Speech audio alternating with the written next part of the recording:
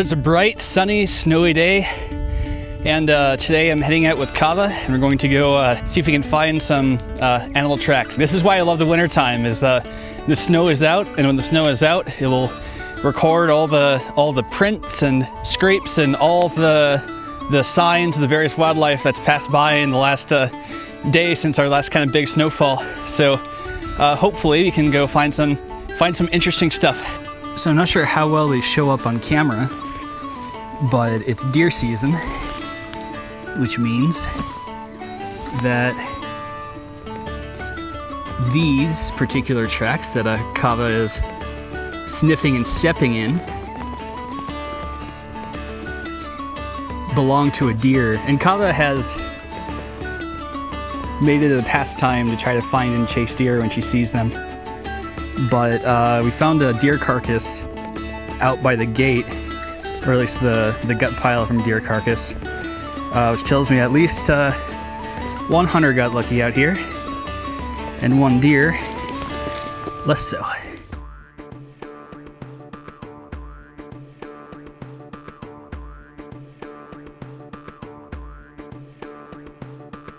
Often deer will just kind of lazily drag their feet, especially when the snow is relatively shallow. And so you can see these sets of parallel lines from the deer just kind of gently grazing its hoof over the snow and then into the track. Then it'll step forward, so you can see up there. Let's move this. And then move its way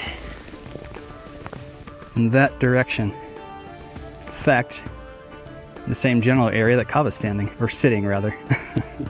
I figured out a method, so you can actually see the tracks now if I put my leg in front of the sun so that they're in shadow. So this is what deer tracks look like in the snow. These just kinds of pair of lines right next to each other, and you can just so cleanly see the hoof prints.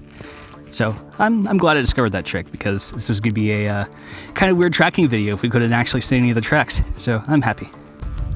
So what I'm doing here is the reason I love winter in Montana, because once there's snowfall, then the ground just sort of acts as a recording device, right? It's like the nature's version of the camera trap, where if you know what to look for, you can wander around the snow and see events and things that occurred, interactions between animals in the landscape that you otherwise never would have been able to know happened, right? So it's just getting insights into this world that exists outside of people, starting to know how nature operates when you're not in the area and you actually can get a glimpse of it.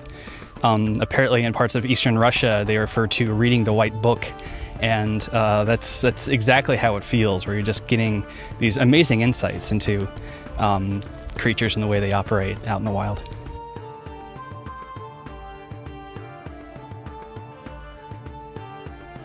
So people will sometimes wonder how to tell the difference between dog tracks and cat tracks. And this here is kind of a great example of this. This is a track left by a dog named Kava.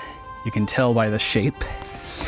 And basically, often what you want to pay more attention to isn't necessarily the impressions themselves, right? The sections of the pads that come in contact with the ground, but we call the empty space, which are like the areas in between the toes and the heel pad.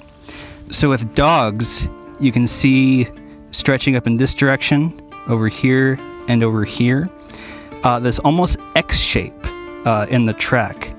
Whereas cats, and it's not necessarily too likely that we'll find any out here. Potentially could. I know we have mountain lions and bobcats and stuff. So with cats, it's a very different story, and they will often form this kind of C shape in the pad with the empty space. Whereas, as I showed before, with canids, it almost more forms kind of an X feature. And that's, if you run a really quick and dirty way to tell the difference between cat tracks and dog tracks, that's definitely one that's super reliable. So next time you're out, you can see if you can spot some cat versus dog tracks.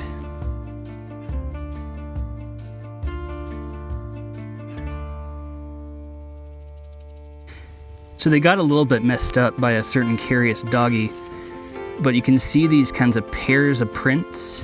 There's my hand down here for scale, running up the snow.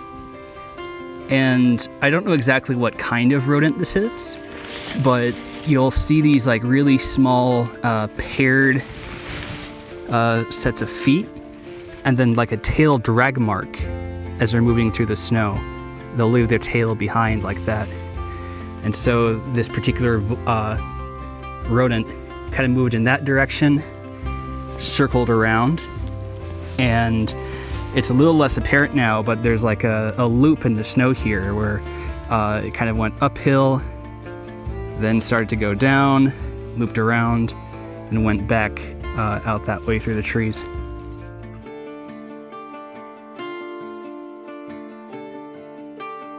Okay, so this is pretty cool. So this is a deer bedding spot. So you can see the trail where the deer is starting to walk. It'll go up to that way. And then up by this tree, the deer laid down in the patch of ground over here. It's kind of slept for the night, cleared out a bed, and then went on its way away. So here's a funny thought that I had that I think is kind of interesting. And the reason I love snow tracking, as I talked about earlier, is that it really gives me the opportunity to see what was happening in the world around me. And Kava out here, I realize, has basically that exact same experience every single time we go out. Because unlike us humans who are really reliant on their vision and ability to see things, she's able to sniff the ground and tell what passed by and what species it was and whether there are any dogs there. The information about the dogs, they found that they can determine whether they are aggressive or more tame. And all of these things are experiences that she has every single time she goes outside. And I think that's super cool, especially as somebody whose sense of smell is kind of bad. I think the idea of being able to experience the world around you in that way is really cool. It's no wonder she loves going outside so much, right? Like, I can totally relate.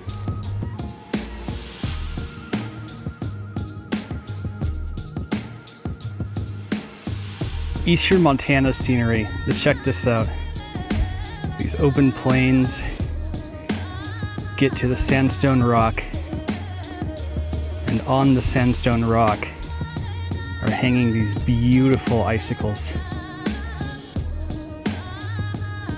How amazing is that? One thing I love about snow tracking is that it really allows you to express your understanding of animal behavior and try to think through basically what an animal's doing and where it wants to stay, and try to get in the minds of these creatures to better help you try to find signs of them. And there weren't any in here right now, but in the sandstone there's this little alcove, this little cave that's going in there, and often you'll see rabbits and various rodents and things like that sheltering in places like this. I was hoping I'd find these. These are rabbit tracks. So you'll have those kind of 2 hind feet up here, 4 feet up there, and you'll see them just kind of hopping over from spot to spot. That's really neat. I love finding these.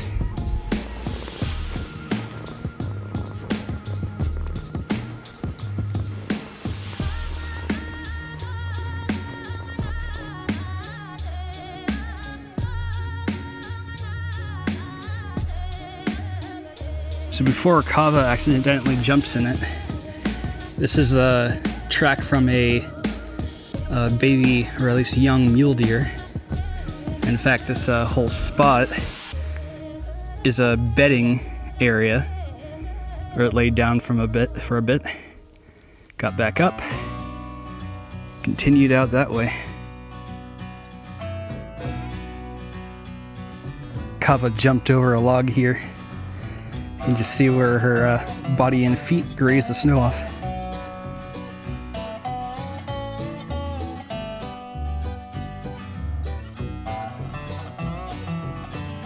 You know it's cold when your fingers have trouble moving to change the settings on the phone. Whew, chilly.